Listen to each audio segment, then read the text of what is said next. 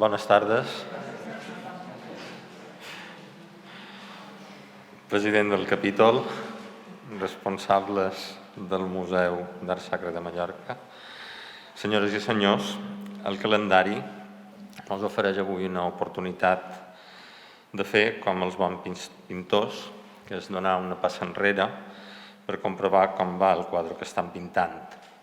La celebració del Dia Internacional dels Museus és una bona ocasió per introduir en el nostre dia a dia aquest moment de distància, de perspectiva, que ens permet prendre consciència del que anem construint també el dia a dia. A vegades ja sabem que l'arbre no ens deixa veure el bosc i moltes vegades l'atenció que posam en la feina ben feta de cada dia ens impedeix contemplar tot el conjunt. I també moltes vegades ens desanimam, sense motiu. Quan estava preparant aquesta intervenció d'obertura d'aquest acte, amb el qual volen celebrar el Dia dels Museus, pensava que tot l'esforç que des de ja fa alguns anys en els quals hem hagut de suportar la pandèmia en totes les seves desagradables conseqüències, tot l'esforç que han dedicat en aquest museu ha valgut la pena. Avui tenim l'alegria de comprovar com les visites de cada dia són més nombroses, la gent s'acosta al museu i ho fa d'una manera més profitosa, però sobretot el motiu del nostre goig comprovar que els objectius que ens proposàrem quan el vàrem inaugurar estan pràcticament complits. Ho hem fet amb esforç, certament, i conscients de que la realitat mai és exactament com l'havíem pensada i somiada. Però aquí també hi ha la grandesa de la persona humana. Un ser limitat, però capaç de pensar a l'infinit, qualcú format i condicionat per l'espai i el temps, però absolutament lliure a l'hora de crear la bellesa que li permet transcendir qualsevol limitació. És necessari, però, per això saber treballar amb equip i posar il·lusió en la feina. En definitiva, no tenir por a l'esforç de superació. És el que estic ben convençut que hem aconseguit els que treballem en aquest museu, des del capítol fins a les persones que directament hi fan feina, fan la seva feina. Vull aprofitar per fer-los arribar el nostre agraïment, tant dels responsables de la seu com el meu propi. En el desig i el convenciment d'allò que avui contemplam com a camí fet, que serà una etapa més dins l'ample futur que s'obri davant nostre. Aquest és el meu desig que vull compartir avui vespre amb tots vosaltres. Gràcies per la vostra presència avui a la baixa i segur que passarem una estona agradable, una estona plena de bellesa tot plegats. Ara, abans de la conferència, dono la paraula a Ana Cristina que ens farà la presentació. Gràcies.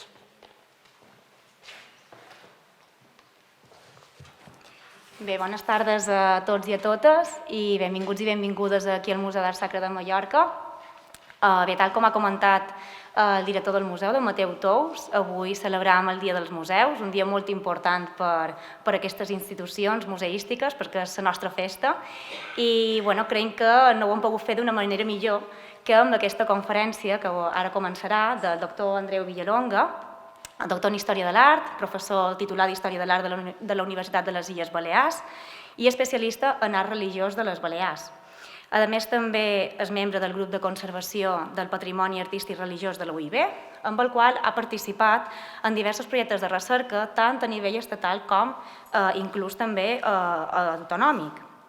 També ha participat en diversos congressos nacionals i internacionals i també ha publicat un bon grapat d'estudis monogràfics, com per exemple Retaules barrocs de l'Aró o Art i religió a Consell. També nombrosos articles en revistes especialitzades i també capítols en obres col·lectives, que ja que estem aquí aprofitant per dir que n'hi ha molt d'aquests capítols i d'articles en els llibres de les actes de les jornades d'estudis històrics de la Seu de la Mallorca, en el qual ha participat pràcticament en totes les edicions. I també, aprofitant que avui fem aquesta conferència, donar-li també les gràcies perquè ell va ser també assessor científic de la conferència, que avui després també podran visitar, sobre els Talleres López. Ell ha estat a la conferència i l'exposició en concret, ell ha participat com a assessor científic i precisament és el tema que avui tractarà en aquesta interessant conferència, de la qual segur que passarem molt de gust d'escoltar-lo. Moltes gràcies, Andreu, i moltes gràcies a tots els assistents per estar aquí i per disfrutar d'aquest dia tots junts i juntes. Gràcies.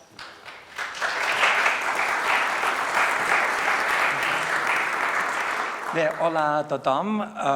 Primer de tot vull agrair a la Càtedra Seu de Mallorca, en el capítol, i especialment a mossèn Tous i a Cristina Ortiz per aquestes paraules introductòries, sens dubte, molt adequades per la circumstància que ens ocupa avui com el Dia Internacional dels Museus.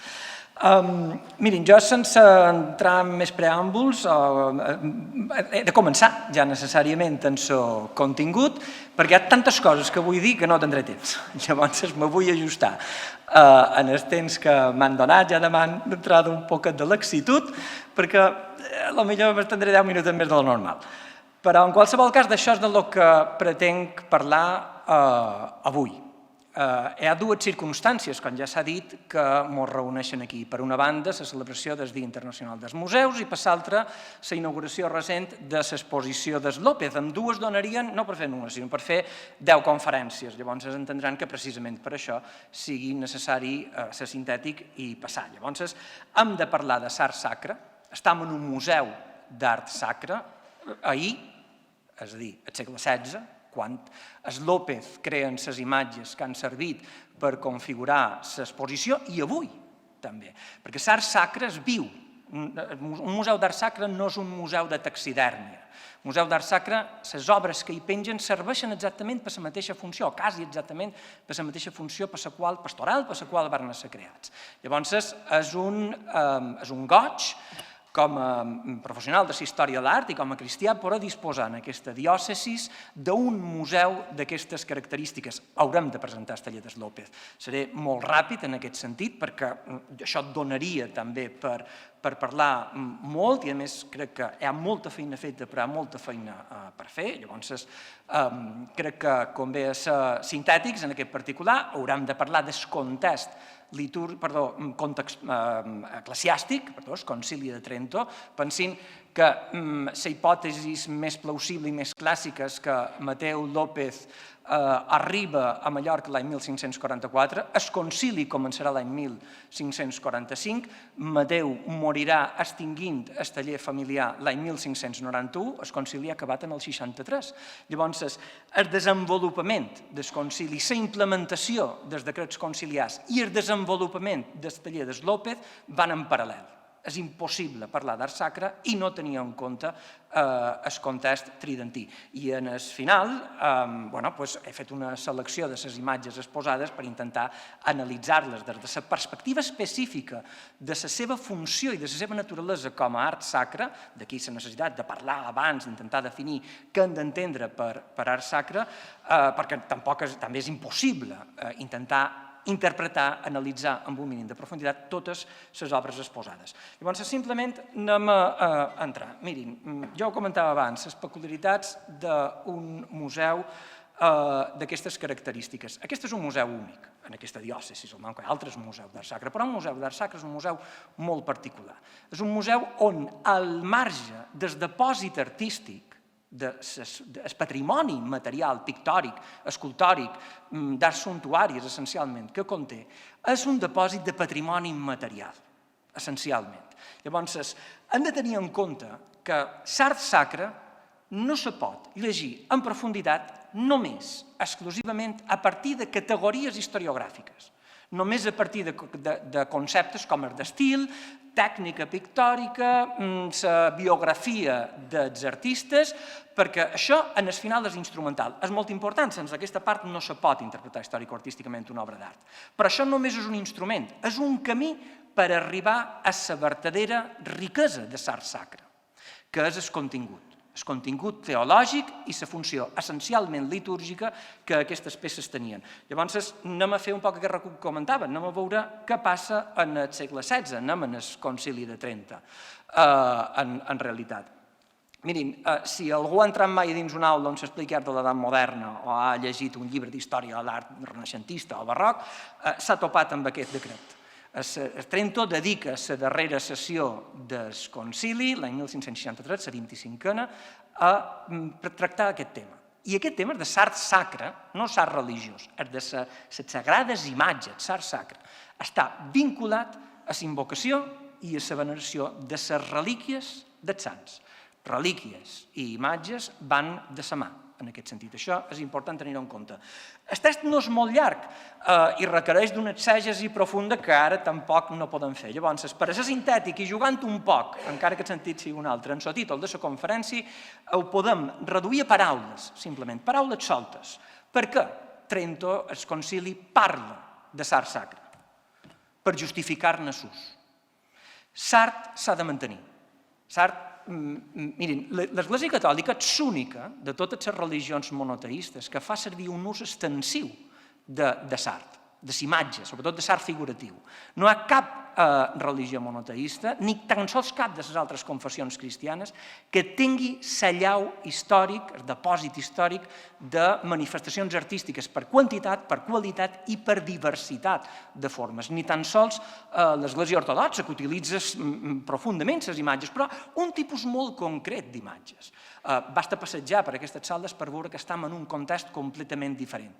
Això va ser criticat en un moment determinat, no només per Luter, no només per els moviments protestants, sinó que aquesta utilització de l'art sacre dins l'àmbit eclesiàstic és una invariable històrica.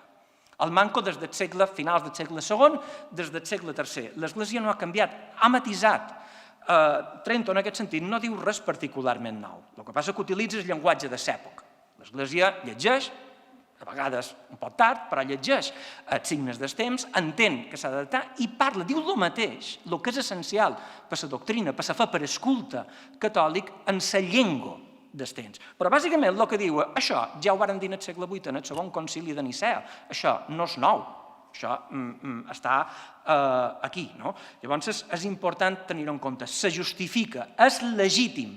Alerta, no és legítim només representar a Déu, a la Mare de Déu, a Jesucrist o en els sants, sinó és legítim utilitzar aquestes imatges per al culte, i és necessari. I per què se'n justifica l'ús? Per la funció pastoral que tenen. L'Església és ben conscient del valor didàctic, no només per ensenyar les històries de la Sagrada Escriptura en aquella gent que no sap llegir, per això ja estava la predicació. És vera que quan la història entra per la vista també apareix com a més fàcilment intel·ligible i potser fins i tot més seductora. I aquesta és, en certa manera, un poc la idea que hi ha darrere, però també vinculada en el culte, i això, en aquest cas, és molt important. Finalment, l'Església no aboga per una uniformitat estilística. No se pot dir més curt ni més clarament. No existeix un estil contrarreformista. L'estil és un sistema, una categoria historiogràfica de classificació de les obres d'art a partir d'una sèrie de categories formals i d'època. No hi ha una categoria estilística pròpia de la contrarreforma. Hi haurà un art que és pròpiament contrarreformista, que serà renaixentista en un primer moment, i un art contrarreformista que serà barroc, que serà fins i tot neoclàssic o historicista, perquè fins en el Vaticà II aquests textos estan en vigència. El bisbe Campins, encara a principis del segle XX, els esmenta i els cita, i ho diu molt clarament a la preciosa carta pastoral de 1904 de la restauració de la Seu. L'art sacre, s'entén, mai ha vestit uniforme.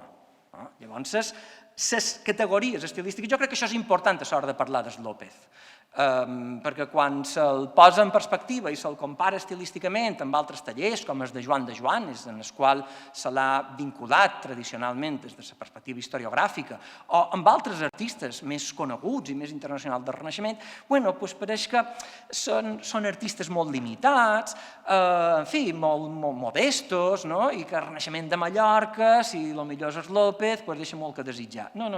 Això no és una categoria que se pugui aplicar per llegir en profunditat el López, és la de l'art sacre.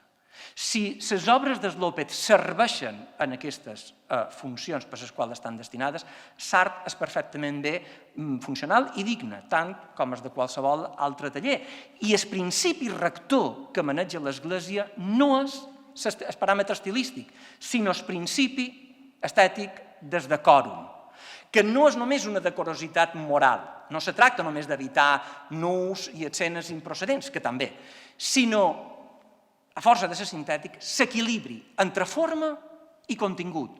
Potser quan arribem al Vaticà II, així com s'expressa en termes contemporanis, ho acabarem d'entendre millor, i aquí on anem, per veure el poc que han canviat les coses en els termes de la valoració de l'art sacre. La Constitució Sacrosanctum Concilium, encara vigent a dia d'avui, i ho vull fer notar, sobre la Sagrada Litúrgia, no sobre la imatge religiosa, sinó sobre la litúrgia. I aquí hi ha un capítol específic dedicat a l'art i als objectes sagrats, especialment el cànon 122 dedicat a la dignitat de l'art sacre.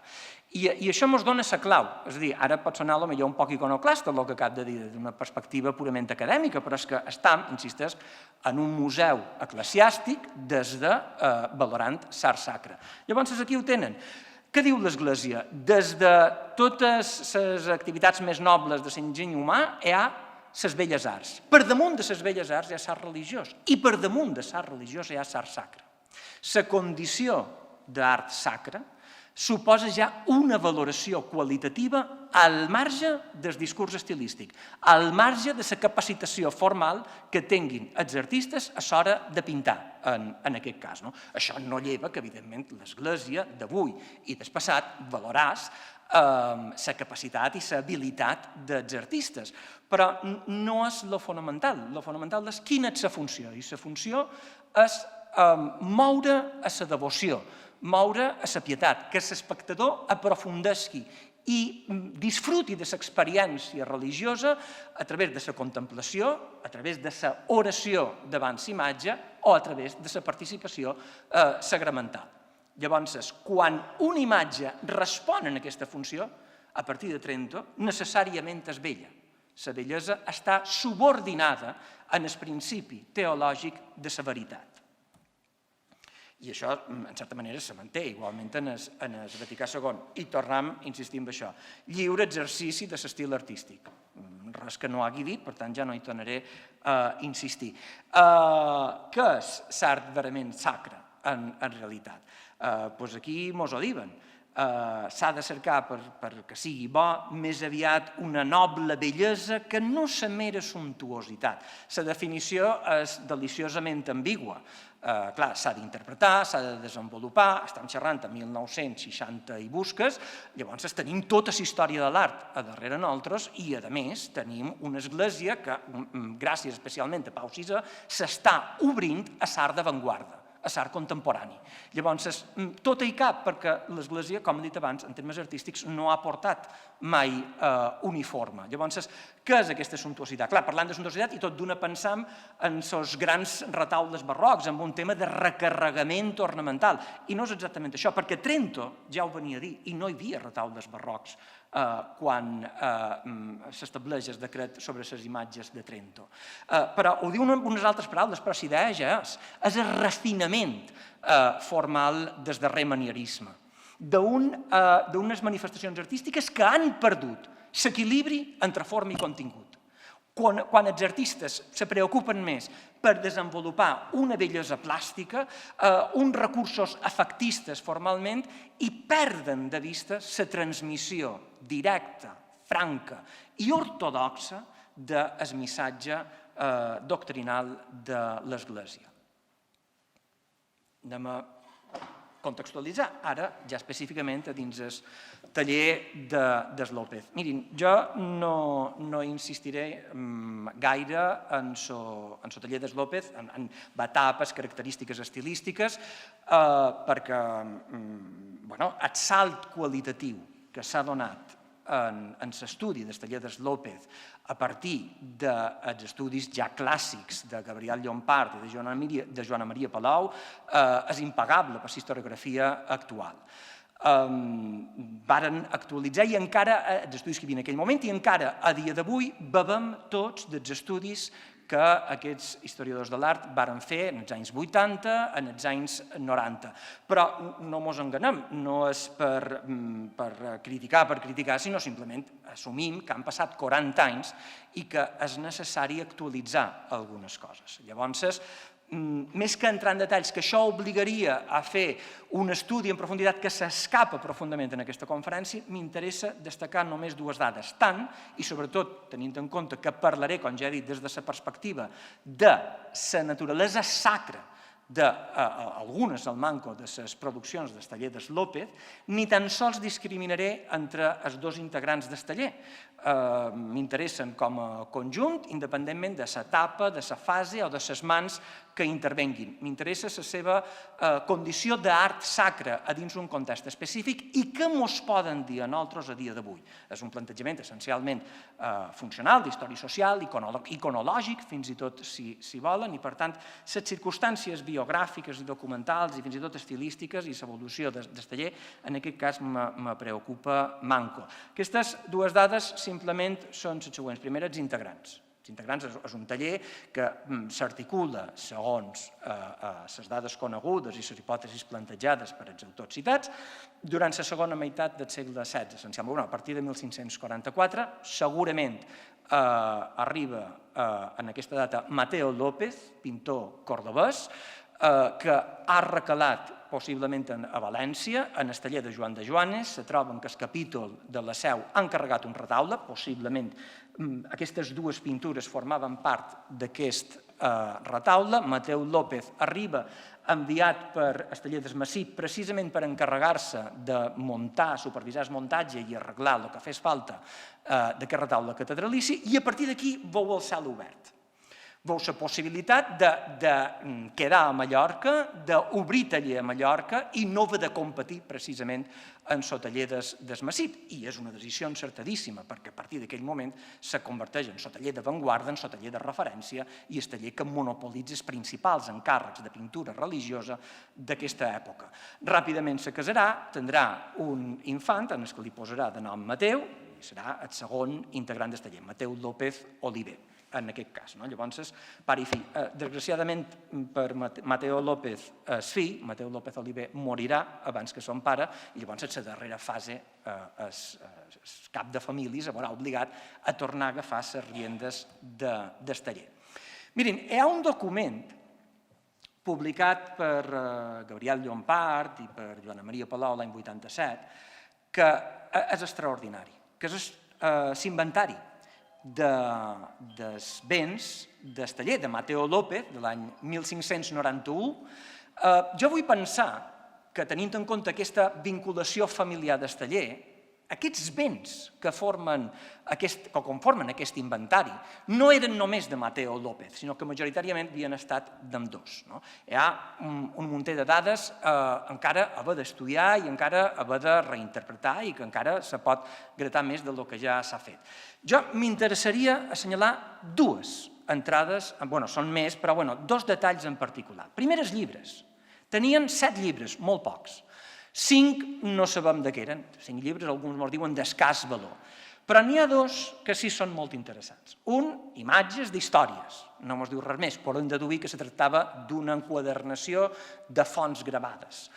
L'altre era un missal, tampoc no sabem quin, l'inventari és de 1591, i hi ha una cotació estranya de l'Antigaia, per tant, se dona a entendre que no devia ser el missal romà de Pius V de 1570, sinó un missal més antic. Devia ser el mallorquí de 1506, que havia estat vigent pràcticament encara fins a 1584. 1574, si no recordo malament, o 72, se decideix la introducció del missal romà. Però encara el capítol de la Seu 1584 té problemes per la implementació plena del nou missal. Vol dir que el missal mallorquí encara se seguia utilitzant. Era aquest, era un missal cordobès, era un missal valencià, era un missal sard, era un missal romà amb una edició de principis del segle XVI, que n'hi ha una preciosa de 1503, molt antecedent de la nostra de 1506, és impossible saber-ho. També m'és igual, perquè en el final per lo que interessa hi ha diferències, evidentment, però també hi ha moltíssimes similituds. Llavors, el que m'interessa és la possessió d'un missal. Mirin, en època medieval els missals eren llibres d'altar, eren llibres que servien, com encara a dia d'avui, per oficiar una missa. Llavors, qui els llegia és per veure quan feia la missa. A partir que els missals passen a ser llibres impresos, hi ha moltíssims de seglars que compren missals. I els tenen a casa seva, no perquè facin misses a casa seva, evidentment, sinó perquè s'empleen com a llibres devocionals. Llavors, tenim dues possibilitats. Mateu López, com a pintor cristià que era, el podia utilitzar per resar o el podia utilitzar com a font, ja sigui com a font visual per les imatges que contenia o ja sigui com a font teològica a l'hora d'interpretar els encàrrecs, determinats passatges, o fins i tot a l'hora d'inscriure a damunt les obres determinats textos. I sobretot aquesta entrada, que són moltíssimes, però m'he dedicat a fer recompte, i surt un còmput total de 352 estampes. Mirin, això és un detall extraordinari, meravellós.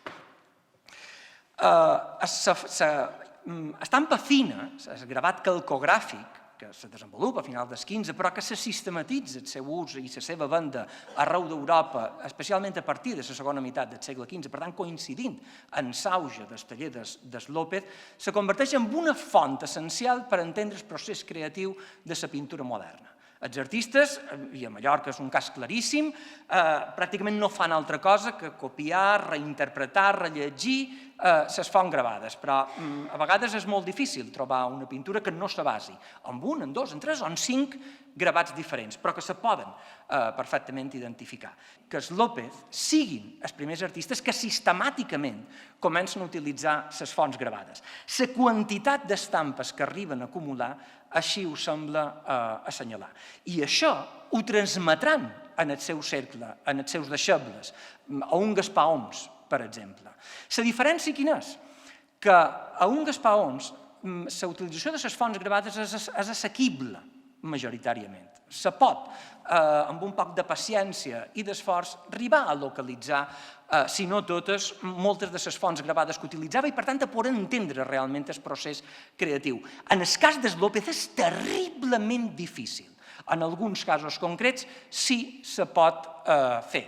I, a més, quasi és inapel·lable. No hi ha dubtes. En altres és molt més ambigu, perquè segurament, per les pròpies limitacions dels artistes que configuraven el taller de López, eren més donats a utilitzar recursos propis, una forma concreta de fer les cares, de fer els plecs, de definir els posats i d'organitzar les composicions, i utilitzar els gravats només per una inspiració general de com ha de ser la pintura acabada en moltíssimes de permutacions que sovint el que fan és simplificar la composició de la font gravada. Per aquesta conferència he estat mesos cercant gravats i n'he trobat poquíssims, però poquíssims. I és una cosa que a mi me sobta moltíssim perquè quasi en manco estampes, aproximadament, un pintor com Gaspar Oms, ja dic, és molt més bo de fer de vincular.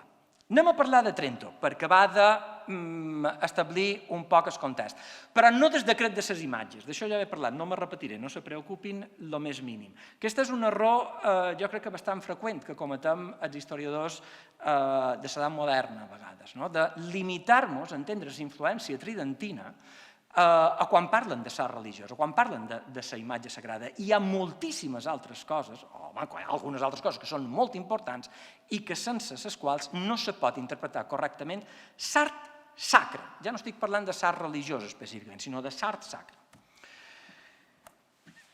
I el primer és aquest, un dels primers decrets de 1546, sobre l'edició i l'ús de la Sagrada Escriptura. Per què? Perquè l'art religiós és essencialment narratiu.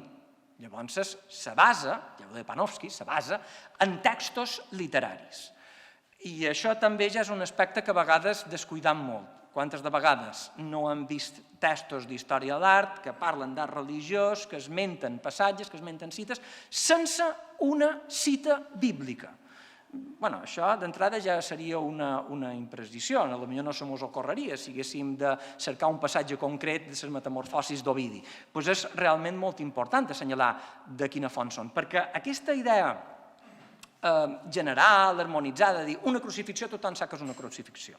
Llavors ja no fa falta dir res més. Bé, doncs potser mirar d'on surt la font que s'ha utilitzat mos donarà, mos permetrà copsar verdaderament el sentit teològic i a vegades litúrgic, més enllà de la simple il·lustració evangèlica, que pugui tenir la pintura. Llavors és fonamental saber quines eren les fonts autoritzades. I Trento determina que l'única versió oficial de la Sagrada Escritura que se pot utilitzar és la Vulgata. La Vulgata és, com és conegut, la traducció llatina que Sant Jeroni va fer de l'Antic Testament, de la Bíblia grega del 70 i dels textos escrits originalment en grec del Nou Testament. Llavors, aquesta és l'única edició permesa. Això és molt significatiu perquè això impulsa no només un text específic amb una traducció i uns termes específics, sinó que converteix, entre altres factors, a Sant Jeroni en un sant central. Trento ha impulsat molt el culte geogràfic i Sant Jeroni s'ha veu molt potenciat per la seva influència teològica en aquest moment. Aquí tenen un exemple. A la pintura de l'esquerra està atribuïda en el taller de Joan de Joanes. Forma part d'aquest retaule, està aquí, en una altra sala, un poc més endavant. Seria aquest motiu que hauria duit Mateo López a Mallorca. I, en canvi, la imatge del costat és del taller del López, és segons la cronologia tradicional de principis de la dècada dels anys 70, i està a l'exposició. Per cert, la podrem veure després. Clar, aquí ja sabeu un poc el que comentava abans, la diferència qualitativa que hi pugui haver amb aspectes formals, però tinguem en compte una cosa. Primera, que aquestes dues imatges, ara per maquetar la diapositiva, estan posades igual i no tenen el mateix tamany. Això d'entrada. La imatge del López veurem és molt més petita, llavors la definició, quan s'amplia, també exagera potser les deficiències, però hi ha un detall que és realment molt interessant i és el fet de la similitud compositiva. Les dues imatges són especulars, però pràcticament iguals. Hi ha diferències, les diferències són importants també, però si Mateu López arriba des de Còrdova via València per aquest encàrrec, aquesta obra la coneixia bé.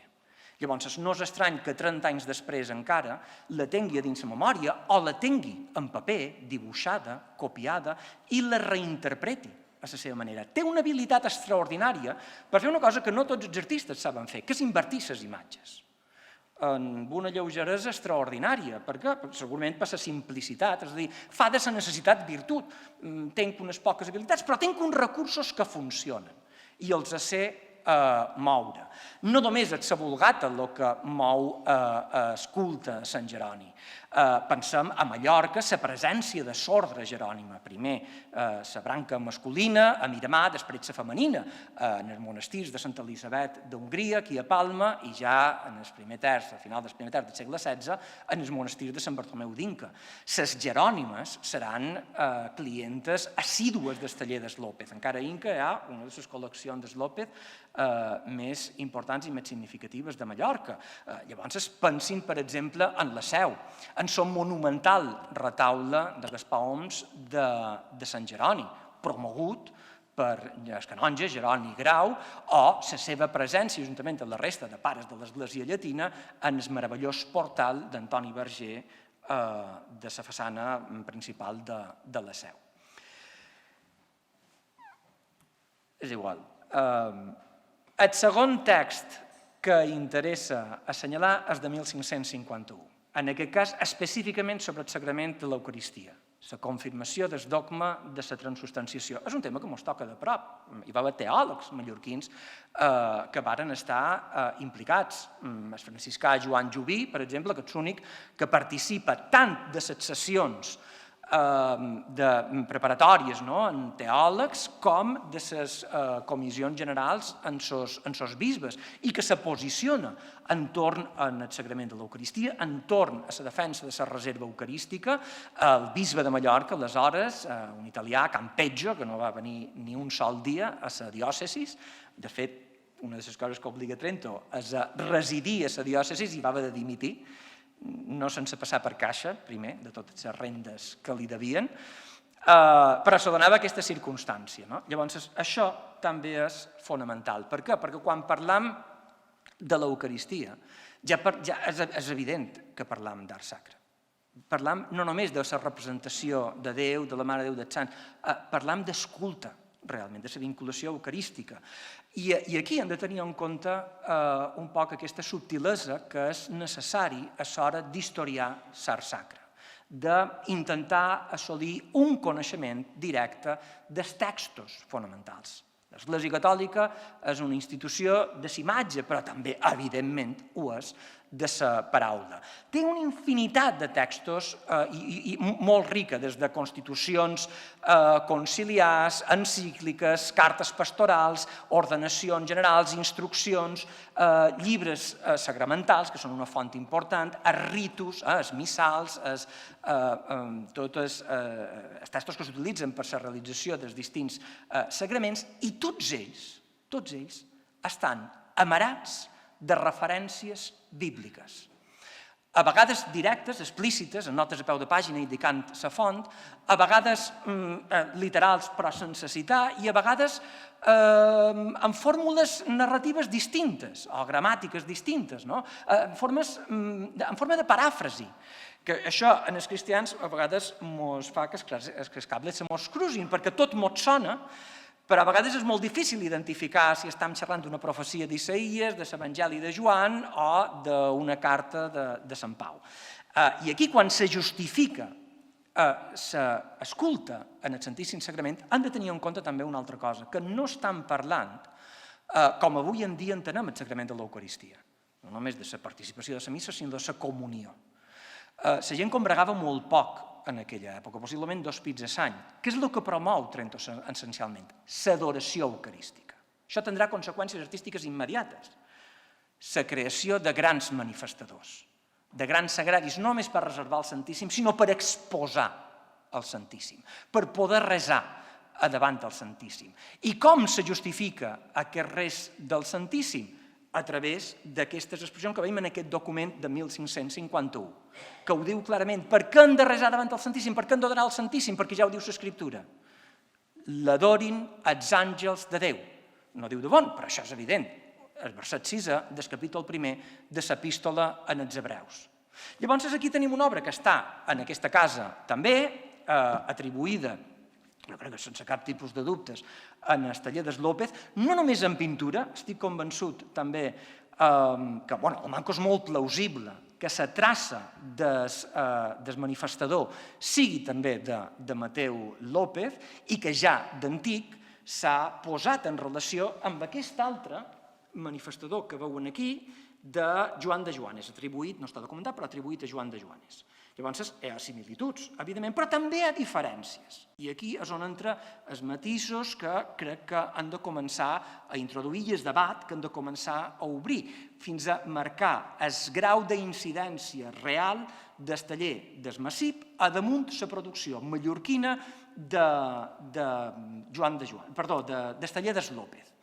El retaule de Sot de Xera, que veuen aquí baix, no està datat exactament, la cronologia que se m'ensenya, mitjans del segle XVI. Això ens planteja alguns problemes. Hi ha certes similituds, evidentment, insisteix que també hi ha diferents, com la representació del Salvador. Què vol dir això? Vol dir que si estem a mitjans del segle XVI i tenim en compte el decret sobre l'adoració del Santíssim Sagrament, estan parlant possiblement d'una obra posterior a 1551. Llavors, si han dit que Mateu López estava aquí des de 1544, vol dir que l'obra valenciana és posterior en el contacte directe, sistemàtic i general, que Mateu López hagués pogut tenir en el taller de Joan de Joanes. Això no llevaria la possibilitat d'hipotètics viatges de López o de López Oliver cap a València o cap a altres indicacions. Però sobretot aquí és on entraria ja no les similituds, sinó les diferències tipològiques en terme de l'estructura i dels mecanismes d'obertura de l'expositor i també en la configuració formal dels àngels. En els àngels hi ha més diferències que similituds, en aquest cas. Llavors, la pregunta que com a mínim ens hem de fer, això no invalida res del que s'hagi plantejat, però una hipòtesi només és una hipòtesi, fins que no se confirma d'alguna manera. Llavors, mentre sorgesquin altres hipòtesis, simplement s'han de considerar. Llavors, les idees, hi ha dues possibilitats. Efectivament, sigui com sigui, López coneixia aquesta obra de Joan de Joanes, o bé estem davant dos artistes semblants, un format en l'altre, que coneix la forma de fer, l'escriptura formal característica del taller d'Esmassip i que se troba en un moment determinat amb una directriu de l'Església que insisteix en la representació angèlica per l'adoració eucarística. Llavors arriben a la mateixa conclusió simplement perquè parteixen d'una font institucional que és el decret tridentí sobre el culte eucarístic. No només els àngels l'han d'adorar, també els mags se varen postrar. Llavors, això és fonamental, aquesta és la diferència entre art religiós i art sacre, tenint en compte això. Aquesta pintura està també a l'exposició. Llavors, a partir de 1551, i ja abans, si m'apuren, perquè Trento insisteix que es reafirmen els seus principis teològics de l'Església, no és que reescrigui la doctrina de l'Església catòlica. Però el manco, a partir d'aquest document on ja s'explica com ha de ser el culte eucarístic i se posen exemples concrets, com a mínim no se pot descartar la possibilitat que aquesta pintura ja no sigui només una il·lustració del capítol segon de Mateu, matisada per el capítol segon de Lluc en el fons, sinó una al·legoria eucarística. Serveix per recordar als fiels que quan nosaltres mos agenollam davant el Santíssim i resant davant del Santíssim, estan fent el que ja havien fet els mags com a prefiguració de la institució eucarística, perquè Jesucrist institueix l'Eucaristia en el final de la vida, no en el principi, però aquesta relació de prefiguracions veterotestamentàries, noutestamentàries o de paral·lels en els relats de la infantesa i a la vida pública de Jesucrist està ja molt present. Per tant, això pot ser entès realment com una al·legoria eucarística molt més que com un relat simplement biogràfic. I anem a veure alguns detalls ja per acabar. Mirin, algunes peces que estan in situ. Aquesta és una meravella. Aquesta és una meravella, potser formalment agradarà més o manco. Ja ho he dit i ja no hi vull tornar a entrar en els temes de la qualitat, però en termes de fons, en termes de complexitat simbòlica, és extraordinari. Aquesta obra, amb altres, però aquesta en particular, és que em va moure la necessitat de titular aquesta conferència com l'he titulada. Parlar de la paraula i de la imatge, de la paraula en majúscules, de la paraula de Déu. I no només de la paraula de Déu com una font o una excusa iconogràfica, sinó que ho poden veure a la base i fins i tot a dins la pintura. La paraula està present físicament, s'escriu. Això és nou en aquest nivell. Passa en època medieval. Hi ha filactèries que estan escrites en pintura, possiblement en escultura, algunes amb escriptura epigràfica, d'altres que la filactèria està llisa, ens hauríem de plantejar si és perquè no se va escriure mai, perquè no se fa comptes escriure, perquè la imatge originàriament anava o estava pensada per anar policromada i llavors el text acompanyaria la imatge i és un detall que hem perdut, però no m'estic referint a inscripcions commemoratives. Aquesta portada l'ha pagada tal bisbe. Això és Sant Agustí. O a representar una anunciació i posar a l'àngel una filactèria que digui Ave Maria gratia plena. Jo Ave Maria gratia plena, una anunciació no me diu res. Puc prescindir d'ella completament perquè la pintura ja me diu de quin passatge de l'Evangeli estic parlant. Llavors puc anar directament a l'Evangeli de Lluc i ja ho trobo. No tinc cap problema. Tampoc no fa falta. En canvi, quan trobam textos que no són referència directa a la iconografia específica, aquí és on he de badar totes les orelles i quatre ulls per intentar llegir, perquè l'artista, guiat segurament per els teòlegs, assessor teològic, està indicant quin és el sentit simbòlic i quina és la funció de la imatge. Hem de llegir les pintures igual, o les inscripcions de les pintures, igual que intentam llegir estilísticament les imatges. Llavors, una anàlisi d'aquest retaule que no contengui una exègesi de les fonts literàries que estan presents, és a dir, escrites a damunt del retaule, necessàriament serà molt vàlid en tot el que aporti, però limitat. Això no, insisteix, no s'invaliden les interpretacions prèvies, sinó simplement crec que és el moment d'anar una passa un poc més enllà. Anem per ordre, aspectes formals. La primera de tot, models visuals. Aquí tenim un altre exemple, jo crec que molt clar, de com funciona l'utilització dels models visuals en el taller de López. S'identifica com a retaule del Betlem de Jesús, precisament perquè l'escena de la Nativitat, presa del capítol 2 de l'Evangeli de Lluc, està adaptada directament d'aquest Betlem tan tradicional del nostre patrimoni artístic.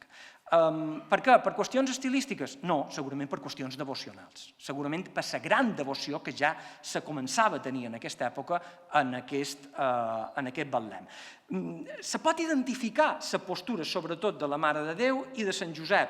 Els àngels músics, més o manco, no sabeu la fotografia, però a la part superior hi ha els pastors en les ovelles, com apareixen igualment a la composició de López. Per tant, no tinc dubtes de que és el Betlem de Jesús. Hi ha detalls curiosos, fixin que ha tornat a invertir la composició. Estan a l'enrevés, però la posició de les extremitats, tant de la Mare de Déu com de Sant Josep, coincideixen. Això pot dir dues coses, o que López no té cap problema per moure composicions, o que les imatges, com que són peces soltes, en el segle XVI estaven invertides. També podria ser molt interessant a l'hora de desplegar el Betlem, tenir-ho en compte. Però, vull dir, hi ha permutacions. No és un pintor servil respecte dels models, sinó que els adapta, ni que sigui fent servir simplement les seves pròpies limitacions. Però hi ha altres elements iconogràfics a tenir en compte. Mirin qui apareix en els vèrtexs de l'estructura arquitectònica, els 4 evangelistes. Els 4. Mateu, Marc, Lluc i Joan. Tots plegats. Això és fonamental. El principi de sermonització teològicament és bàsic. A un determinat nivell funciona l'hermenèutica actual, científica, va en un altre sentit. Cada text l'ha escrit un autor o un grup d'autors, en un moment històric, en una comunitat concreta, amb una intencionalitat concreta. Però des de Tacià, la idea tradicional de l'Església és un intent d'harmonitzar, perquè hi ha un principi que per molt distint que sigui el text evangèlic que s'analitzi un de l'altre, no deixa de ser una realitat fonamental. I és que, quants evangelis hi ha? 4? No. Home, n'hi ha més, ets a poc. No estic xerrant d'això. Estic xerrant que hi ha un evangeli, en 4 versions distintes. Llavors, aquesta és l'idea. Els representem a tot 4, perquè a tot 4 mesclam. Harmonitzant Mateu a Lluc, veurem la crucifixió, apareixeran referències en els sinòptics, referències a Joan, filtrats per qui? Per la versió llatina de Sant Jeroni. I aquí està Sant Jeroni a la predel·la. Independentment, i no ho nec, que estigui per causes onomàstiques o devocionals privades. Però, bueno, l'iconografia és el que és, i el context teològic de l'època és el que és. Per tant, no se pot despreciar tampoc aquesta possibilitat. No puc obviar tampoc un plantejament compositiu, aquesta estructura piramidal, que va més enllà de qüestions perspectives. No és una qüestió de perspectiva lineal, en realitat, sinó d'ordenació de l'espai. I, a més, d'un espai que és devocional, que és cultural, que és en darrer extrem litúrgic i vinculat a les celebracions litúrgiques del dia de Nadal. Estic anticipant, però aquesta entenc que és la funció i la idea d'aquest retaulet. I mirin aquests eixos compositius que passen de Sant Jeroni i de Sant Joan Baptista en posició simètrica, tots dos agenollats, que passen a través de la figura de la Mare de Déu i de Sant Josep, tots dos també agenollats, adorant cap a l'eix de simetria, cap allà on està l'infant Jesús, però aquest eix compositiu no du en el nin Jesús. Du en aquest escut que hi ha en el fons enmig i que és un detall que pareix que és purament anecdòtic, però que té un text escrit. Llavors, els eixos compositius mos duen cap en el centre del retaule. I el centre no és una imatge, és un text, i mos dona la clau. Anem a parlar dels textos, anem a parlar de la base. Això és el que diu la base. Glòria a Déu a dalt del cel i a la terra pau als homes que ell estima. Vos lavam, vos beneïm, vos adoram. Aquesta, la traducció no és meva, és de la BCI, perquè amb això s'ha de ser molt curós en aquest sentit. Quina és la font d'aquest text? Home, d'entrada, l'Evangeli de Lluc, el verset 14. I si llegim l'inici del text, efectivament, Glòria in altissimis Deo és el que diu la Vulgata. Però aquesta aportació final, vos adoram, vos lavam, vos beneïm, vos adoram, no està a l'Evangeli. Això és una fórmula ecològica. Això on està? En els missals, en realitat. Llavors, en termes, i segueix encara vigent a dia d'avui, que és aquest glòria a Déu a dalt del cel, la gran doxologia, la major alabança que l'Església Catòlica disposa per referir-se a la Trinitat. No hi ha una forma més elevada de referir-se a Déu. Aposta s'utilitza encara com a fórmula ecològica durant la celebració eucarística, excepte com és preceptiu en els períodes penitencials. D'aquí que la font sigui mixta. És el verset 14 del capítol 2 de Lluc, segons la Vulgata, però també és el punt, el cànon 53, de l'ordenació general del missal romà. Tant en el de 1570 com en l'actual, en el de sorgit del Vaticà II. I què diu aquest escut que comentàvem abans? Exactament el mateix. Ja la forma ecològica directament. Aquí ja no anem a cercar la font bíblica. Directament, Gloria in excelsis Deo. Això no està a la versió Vulgata. Aquesta és la que trobam en els llibres litúrgics. No li basta a López, o no li basta en el teòleg que ha assessorat a López. Encara, si baixam un poc més, hi ha una altra inscripció que se pot, està ja molt desgastada, però se pot reconstruir. És aquesta Christus natus est, nobis venite adoremus. Jo no l'he trobada. No vol dir que no hi sigui, però no l'he trobada ni en els missals ni en cap fórmula, però sí apareix vinculada a fórmules veterotestamentàries, en el verset 6 del capítol 9 d'Isaïes, que diu Puerus natus est nobis, que sí és una fórmula que utilitzen els missals. Està tant en el missal mallorquí, per el dia, l'ofici del dia de Nadal i de dia 1 de gener, de la circumcisió, i està en el missal romà de 1570 com a cants d'entrada, tant sigui Soficium o Sintroitus, en el final és el primer himne que se canta o que se cantava aquests dies. En els dos missals, aquest retaule està datat precisament a l'interim en què els dos missals se manegen. Possiblement per això potser no hi ha la fórmula exacta que s'utilitzava, però sigui com sigui el context, el sentit de que Crist ens ha nascut, veniu i adoreu-lo, se torna aquesta adoració, se torna a vincular a l'adoració eucarística que comentàvem abans. I encara hi ha una tercera inscripció en el pessebre. Aquesta sí que està completament perduda, però llegint les 4 lletres que se poden veure, entenc que diu Parabulus filius natus est nobis et vocabitur Deus fortis, que és una antífona, per tant, una altra lletra vinculada en el cant dels salms. Per tant, a la música sacra. Llavors, quan mesclam textos evangèlics, fórmules ecològiques, lletres de cants de música sacra. En el final, tot gira entorn no tant a la representació d'un passatge concret de l'Evangeli com a l'al·legoria litúrgica de la celebració del Nadal, així com la gent del segle XVI i com els cristians del segle XXI la poden viure només a través dels sagraments, perquè ningú pot viure i en fi, és prou conegut que els relats de l'infantesa, especialment els de Lluc, tenen un contingut que essencialment té una naturalesa que és essencialment teològica. Llavors, l'evidència cristiana del Nadal se fa a través del sagrament eucarístic, i això és així en el segle XXI i era així en el segle XVI. D'aquí aquesta utilització no només de fonts bíbliques, sinó també de fórmules ecològiques. No deixa de ser interessant, també. Per què? Perquè avui en dia sabem, o creiem molt plausible, que l'Evangeli de Marc sigui el més antic i el primer en ser escrit, i a més el text varia, i és fonamental per la construcció del pensament cristològic de l'Església. Però en el segle XVI pensaven que l'Evangeli de Mateu era el més antic. Aposta encara la Bíblia està abans que el de Marc. Pensaven que era un text escrit en hebreu, revelat directament, i que els altres havien adaptat Mateu. Llavors, a l'hora de triar una font, millor triar la primera, la més original, i vincular-la un poc en aquest discurs eucarístic. D'on prové aquesta idea de amb finalitats simbòliques, teològiques, mesclar imatge i text, de dues fonts essencials, possiblement d'altres, però essencialment de dues. Primera, de l'arquitectura monumental. Això comença a passar ja en el XV, però se veu essencialment ja a principis del segle XVI. Això és la capella de les relíquies de la Seu, en la intervenció dels Frontis entorn a 1517. Al marge de les característiques decoratives i de renaixement inicial i tal, hi ha un detall que també sol passar desapercebut, i és que en els pedestals de les pilastres hi ha dues inscripcions. Una del llibre dels Salms i una altra del llibre de Jeremies, que parlen precisament de les relíquies.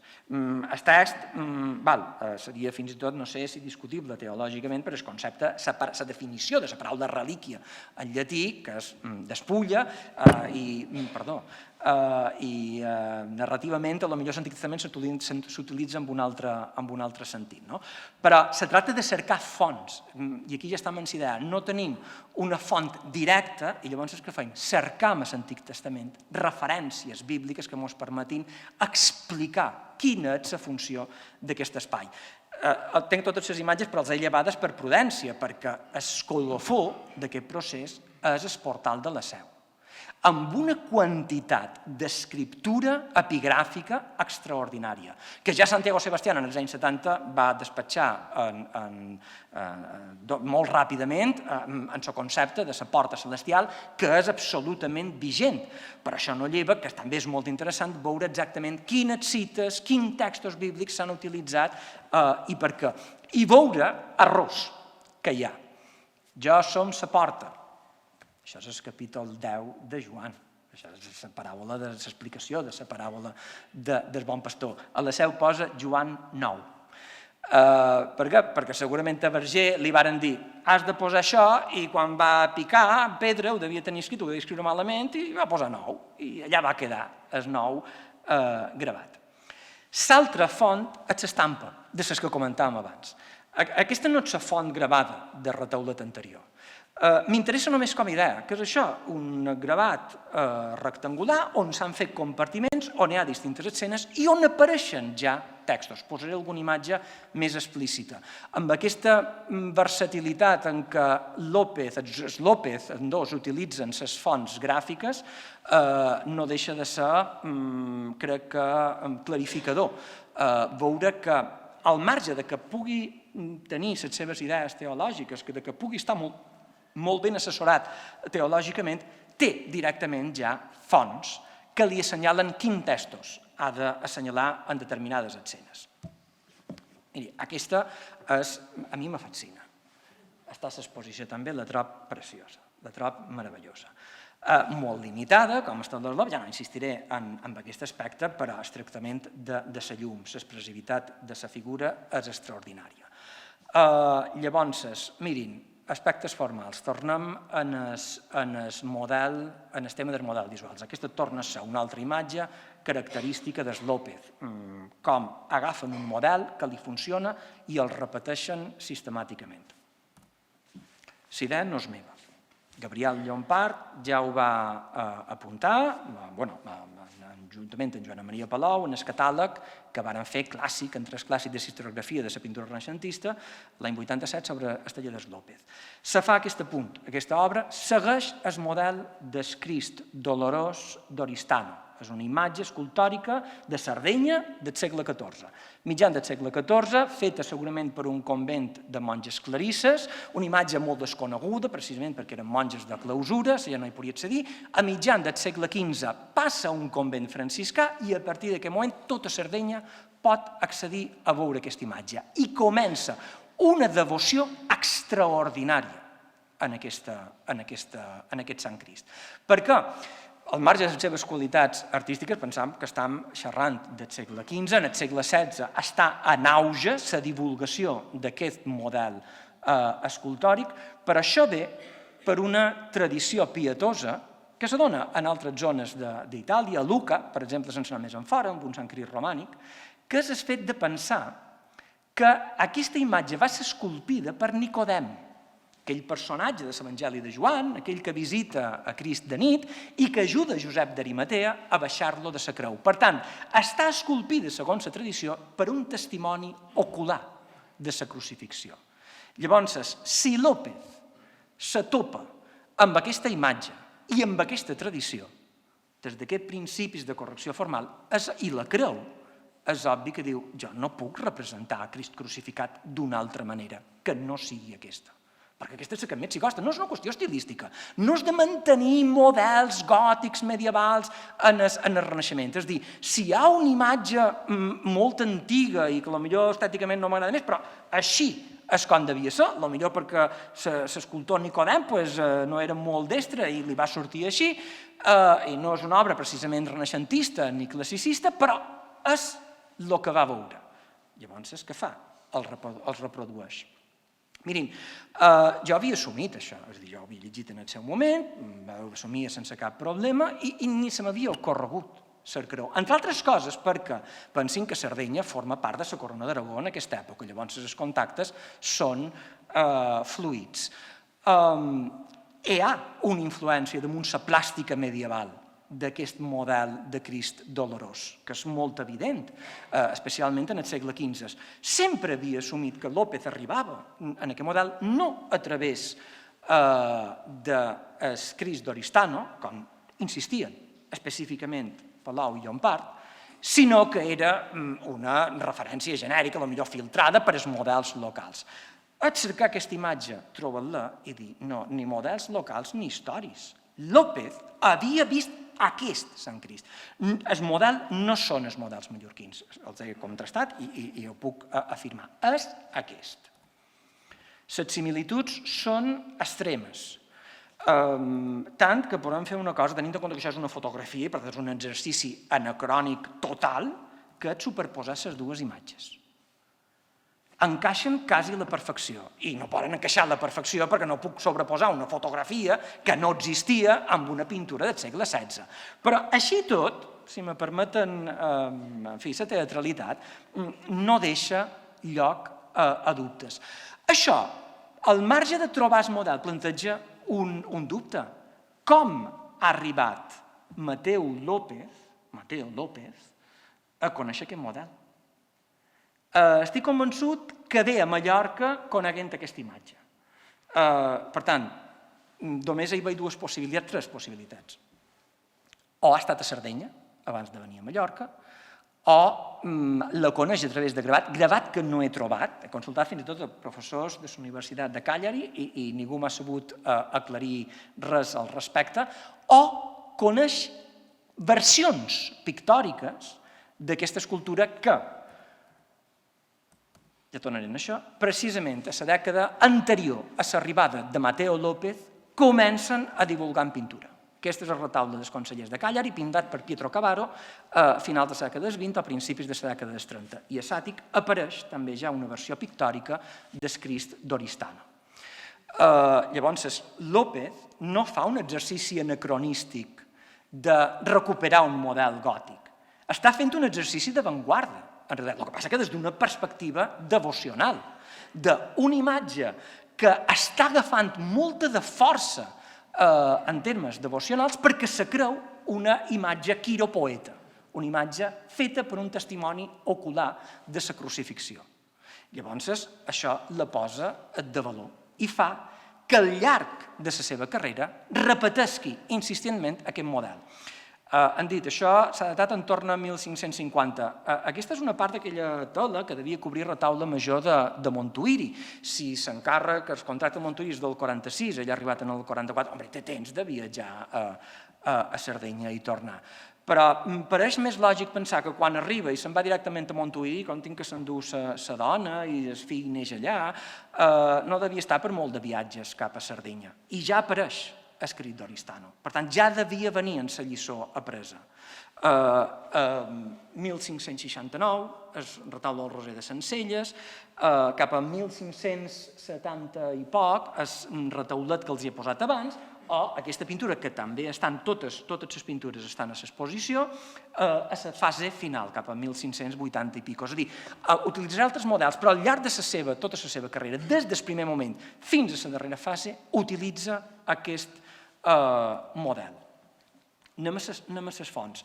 Quines són les fonts que s'utilitzen? Home, els 4 evangelis, perquè tots parlen de la crucifixió. I, a més, hi ha característiques dels dos. Aquí els utilitza tots 4, torna a harmonitzar els textos. Perquè la llum, sabeu fatal a la diapositiva, però tindran l'oportunitat de veure els quadres perquè està exposat. La llum és meravellosa, no me passaré de voltes fent que López s'avanci a la llum de celler carabatgesca de principis del segle XVII, però fixin-se bé la gradació tonal de les calaveres meravelloses que hi ha, meravelloses simbòlicament, que hi ha en els peus de la creu, per entendre això, un únic focus de llum amb una diagonal descendent violentíssima, directa damunt la única figura, un fons completament negre. Això és per iconografia, això és perquè en aquest punt segueix els evangelis sinòptics. I una tenebra s'ha posat damunt tota la terra fins a l'hora que Jesucrist va morir. En canvi, la figura és Joan. És Joan, no hi ha cap tipus de dubte, té la ferida del costat. I, a més, la inscripció Inri, Jesus Nazarenus, Rex Judaeorum, això és Joan sense cap tipus de dubtes. Per tant, torna a mesclar. Fixin-se que la bassa hi ha una inscripció. Llavors, abans d'acostar-nos-hi, anem a veure quins dels 4 evangelis s'ha afortunat que López ha escrit damunt la bassa per assenyalar el sentit simbòlic d'aquesta pintura. Cap. De fet, ell portava les nostres malalties i havia pres damunt seu els nostres dolors. Les seves ferides ens curaven. Hi ha aquest incís entre mitges les nostres faltes, que queda com a penjat, però, sens dubte, els versets 4 i 5 del capítol 53 d'Isaïes, aquell poema preciós del servent de Yahvé, com es diu que els jueus interpreten com a un cant de les penúries del poble d'Israel i que els cristians interpreten com un anunci de la passió. De fet, el divendres sant se llegeix encara a dia d'avui aquest capítol 53 d'Isaïes. Tornem a aquesta idea. Fixin-se que en comptes de triar l'evangeli, que és molt específic, el que han triat és el poema del servent de Yahvé d'Isaïes. El discurs és teològic, és assenyalar quina és la funció, no només salvífica de la crucifixió, sinó també, sí, crec que ja m'he passat de molt,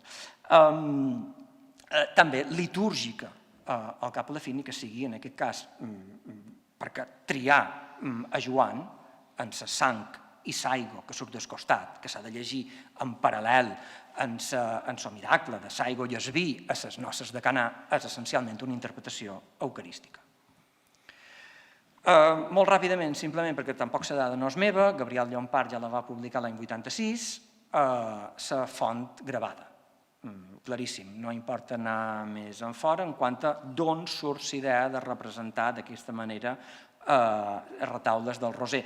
López diversificarà molt, plantejarà distintes lectures, a vegades ortogonals, a vegades ovalades, en forma de roses, en caselles, però l'estructura ve directament de Nicolás Beatritzet i en aquest cas de retaule de Sencelles directament d'aquest gravat en concret, en totes les permutacions necessàries.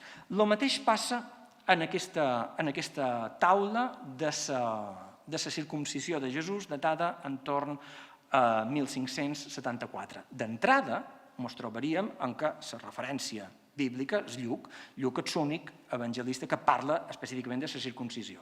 Llavors, la lògica hauria de ser aquesta, però cap dels textos és una cita de Lluc. La font és aquesta. Un gravat de l'impremta La Freirie, possiblement d'entorn d'això, anterior a la dècada dels anys 70, però relativament molt recent, on se veu perfectament bé l'estructura. No només l'estructura ovalada es registra en 3 nivells diferents, sinó que els textos que apareixen a damunt la pintura apareixen ja quasi tots a la pintura. Perquè en el nom de Jesús tothom s'agenolli al cel, a la terra i sota la terra. El verset 10 del capítol 2 de l'epístola als cristians de Filips, una de les epístoles autèntiques de Pau. El text és el mateix a l'estampa, però López incorpora la cita. està baix, Philips 2. Això vol dir que o ell o qui l'assessorava que dir sí, aquest text se pot posar perquè a més ve de la carta de Sant Pau. Llavors ho afegim perquè no hi hagi dubtes. Les filactèries, que tenen els 4 personatges dels racons, aquesta és l'única discrepant. No ens han fet molt en fora. Estem en el llibre dels Salms, han canviat el Salm, en comptes de triar el Salm 85, han triat el 8, però per cas és el mateix. Tots insisteixen en la idea del culte i l'adoració en el nom de Jesús. Per què? Per 2 raons essencials. Primera, perquè en el 61 han arribat els jesuïtes aquí a Mallorca, llavors això de impulsar el culte en el nom de Jesús.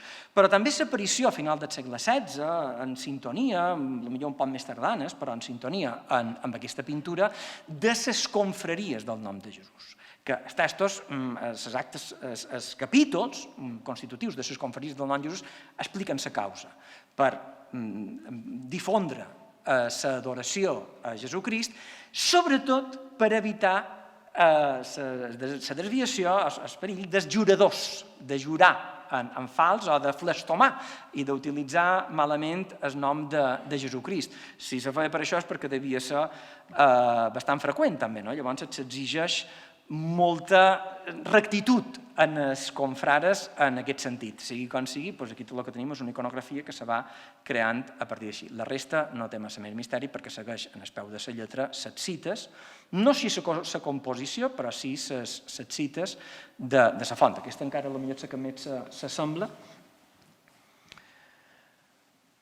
Mirin, aquesta és una obra que ha ballat. En els anys 80 se hi atribuïa, sense dubtes, en el taller del López i en la darrera guia, en el darrer catàleg del Museu Diocesà, apareix com a anònim. És un retaule de l'Immaculada amb la Trinitat. Llavors, el càntic dels càntics, no és per allargar-se més, però aquesta és la font gravada. També no tenc cap tipus de dubtes en quant a la imatge de la Mare de Déu. Evidentment, el context ha canviat, hi ha les lletanies lauretanes, s'han substituït els àngels per la Trinitat, però fixin-se que tant Déu Pare com Fill tenen la mateixa postura que ocupen els 2 àngels superiors. Per tant, la font que s'ha utilitzat en aquest cas és aquest gravat de Cornelis Cort segons un dibuix de Federico Zuccaro. Per tant, si és del López bé, si és d'un deixeble del taller del López, no crec que sigui del taller de Joan de Joanes, com a vegades circula per internet, el que assenyala és que López ha ensenyat als seus deixebles a com utilitzar les fonts gravades. O aquesta, vinculada en el taller dels Oms, també a l'exposició, l'anterior no està a l'exposició però està aquí en el museu, també la poden veure, i aquesta sí està a l'exposició, on apareix la font gravada, amb una permutació significativa en la figura de la Mare de Déu i Sant Josep, però que possiblement vengui d'aquesta altra estampa. Llavors, si aquesta hipòtesi se confirma o s'accepta, hauríem de moure la cronologia, perquè si el gravat se mou entre 1598 i 1518, segurament, i vinculat en el taller dels Oms, és més plausible també situar-la dins els primers anys del segle XVII. Circumstàncies al marge, el que interessa és això, veure com la font gravada serveix no només per definir models visuals, sinó, com hem vist abans, i això és el que m'interessava, per determinar específicament el contingut simbòlic, per tant, la funció devocional i, en darrer extrem, litúrgica de l'imatge. I ara ja sí, ja m'atur, perquè ja crec que he fet més del que tocava.